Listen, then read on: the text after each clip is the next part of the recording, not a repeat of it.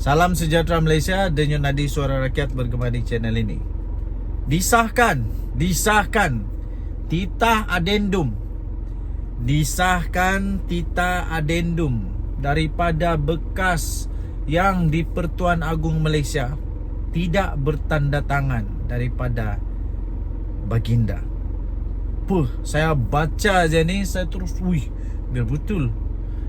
Pertama sekali tuan-tuan dan puan yang dihormati sekalian, surat titah diraja daripada bekas yang di Pertuan Agong ini telah pun didedahkan oleh peguam. Telah didedahkan oleh peguam di mahkamah, ya. Dan surat itu ditujukan kepada Datuk Nizar, anak kepada bekas Perdana Menteri yang sudah jadi banduan, disahkan bersalah, sudah jadi banduan, masuk penjara. Sudah dipenjara selama lebih kurang 2 tahun. Datuk Seri Najib Tun Razak, bosmu. Bosmu, bosku, bosnya, bos kamu, bos kita. Apa-apa jelah. Tapi sudah jadi banduan. Titah itu anda boleh tengok di berita yang saya sisipkan ini, menyatakan bahawa inilah anda baca. Tetapi yang menarik perhatian saya ialah surat itu tidak bertanda tangan daripada baginda bekas di Pertuan Agong. Okey. Jadi di fikiran saya pada mulanya, surat kalau tidak bertanda tangan daripada si pemberi surat, itu tidak sah. Belum tentu dia yang buat. Mungkin ada kemungkinan itu palsu. Ada kemungkinan itu adalah palsu. Ada kemungkinan itu adalah tidak betul, tidak benar, dan mungkin ditulis oleh orang lain. Itu kemungkinan yang saya fikirlah waktu itu. Waktu pertama kali baca tentang tajuk surah atau berita tu. Kemudian saya pun mulai membaca. Biar betul ni, takkanlah peguam ni keluarkan surat yang tak sah. Takkanlah peguam ni berani untuk bawa surat yang tidak sah, surat yang palsu, surat yang bukan ditulis oleh baginda Sultan, surat yang bukan dikeluarkan oleh bekas di Pertuan Agong ini ke mahkamah.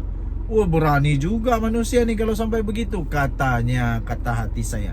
Tapi rupa-rupanya, jangan salah faham, rupa-rupanya menurut penerangan daripada Datuk Nizar, surat itu tidak bertanda tangan kerana surat itu adalah sebahagian daripada atau koleksi, dan baca nanti di newspaper ni, koleksi peribadi baginda. Jadi saya ni tidak tahu sangat tentang prosedur ataupun protokol istana, protokol diraja, protokol tentang warka-warka, surat-surat titah diraja.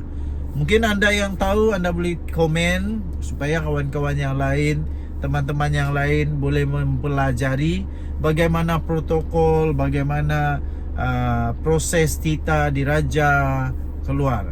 Adakah perlu untuk ditandatangan oleh baginda atau tidak perlu? Saya kurang pasti, kita tunggulah. Okey, jadi kerana penerangan daripada Datuk Nizar itu, maka kita terima saja. Dan kerana itu sudah dibawa ke mahkamah, saya percaya benda itu diterima oleh mahkamah. Kecuali bukti itu tidak boleh diterima kerana tidak betul, tidak legit, tidak original, fake dan sebagainya, itu lain cerita. Tapi kalau sudah diterima oleh mahkamah, maksudnya benda tu betul dan begitulah prosedur untuk titah diraja. Okey? Jadi sebenarnya cerita dia begitulah. Walaupun tidak ada tanda tangan, tapi kalau betul prosedur diraja itu begitu, prosedur istana itu begitu, maka memang begitulah prosedur dia. Tidak perlu tanda tangan daripada baginda Sultan.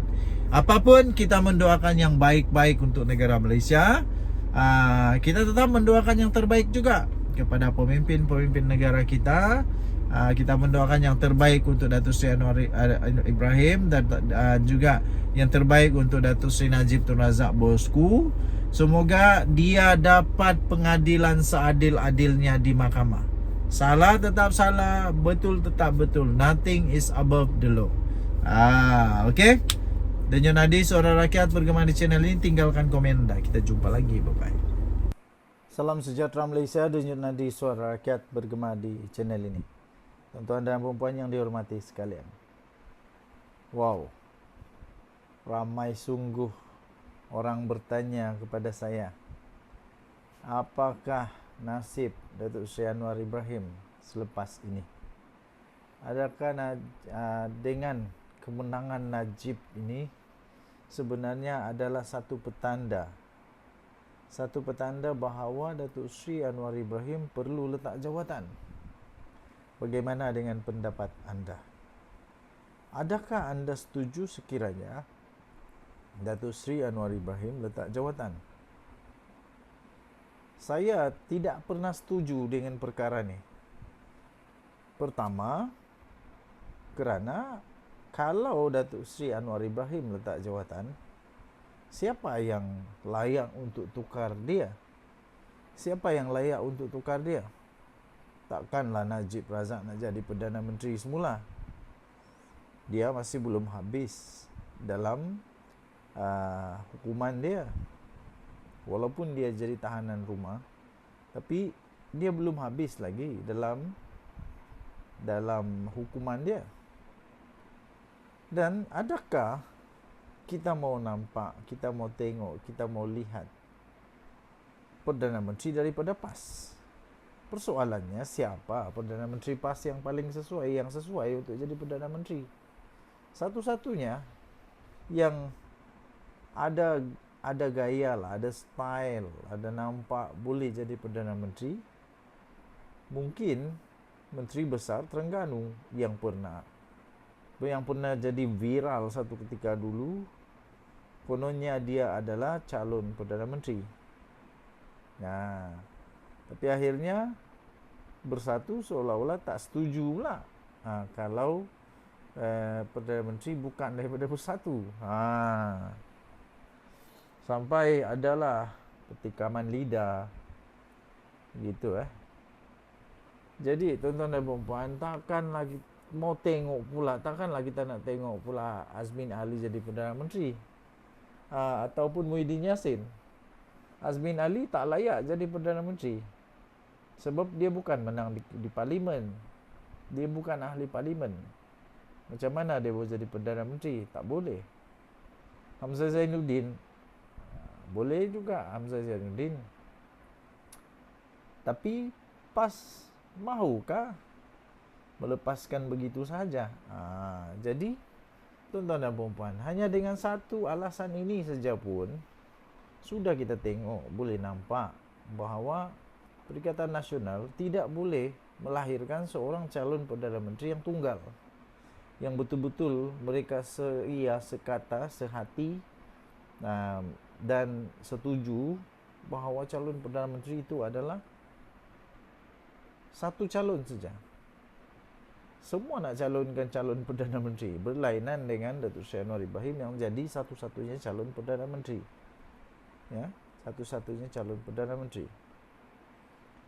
Kedua, walaupun satu tu sudah cukup, tapi tak apalah, kita tambah satu lagi.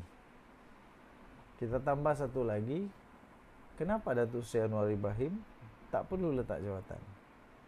Kerana Datuk Seri Anwar Ibrahim adalah Perdana Menteri yang terbaik dalam sejarah, yang dapat membawa negara Malaysia mendapatkan potensi pelaburan paling tinggi dalam sejarah. Dan satu-satunya Perdana Menteri Malaysia yang berjaya mengekang virus kanser rasuah. Satu-satunya Perdana Menteri. Jadi kerana itu ya tuan-tuan dan puan, saya tidak setuju kalau Datuk Seri Anwar Ibrahim letak jawatan. Apa pendapat anda? Tinggalkan komen. Kita jumpa lagi. Bye-bye.